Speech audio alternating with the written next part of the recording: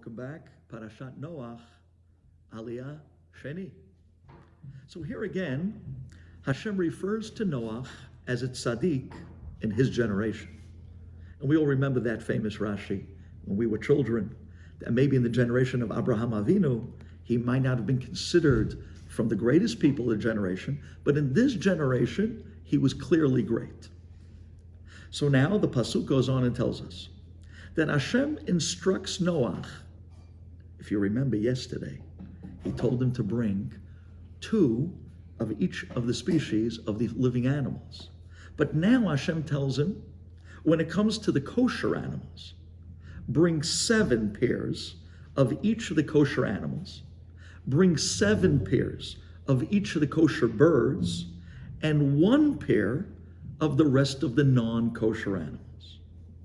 So let's review that just for a moment. Originally, when he told him to bring Shnayim Mikra, 2 by 2 of each animal, that was non-kosher animals.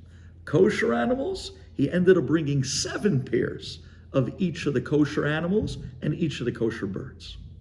Then the Aliyah goes on to tell us that Hashem told him, in another 7 days, I'm going to bring down such a torrential rain, and it's going to rain for 40 days and 40 nights, and this will end up destroying all living things in the world. Quickly, the pasuk puts in that Noach at that time was at the age of 600 when the flood began. And sure enough, 7 days later, exactly the way Hashem said, Noach enters the teva due to the flood. If you take a quick look at that Rashi tells us, you know what it means he entered due to the flood? That means that his emunah was questionable. He himself wasn't sure if the flood was going to happen. But then when the downpour of the rain started, he was basically flushed into the teva, forced in by the waters. And at that moment, he realized that this was real. Well,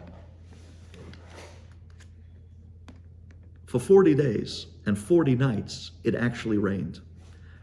Not only did the rain come down from the heavens, but the pasuk also tells us that it came from the underground well springs. It burst upward and forward like great geysers, which, by the way, the Medrash tells us that many of the big mountains started from those geysers of the Mabul, where there were these underground well springs that had these hot lava, fire, liquid fire type of water coming out from the underground, shooting upward like geysers, later on creating mountains from these hot lava geysers. But nonetheless, 40 days, 40 nights, it ended up raining, both from the rain from the heaven, the underground well springs burst forward, and the water floods the world.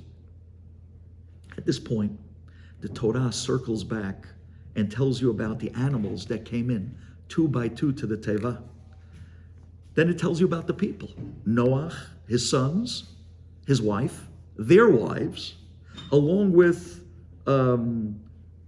everyone else of the Rimasim, even the ants that came into the teva.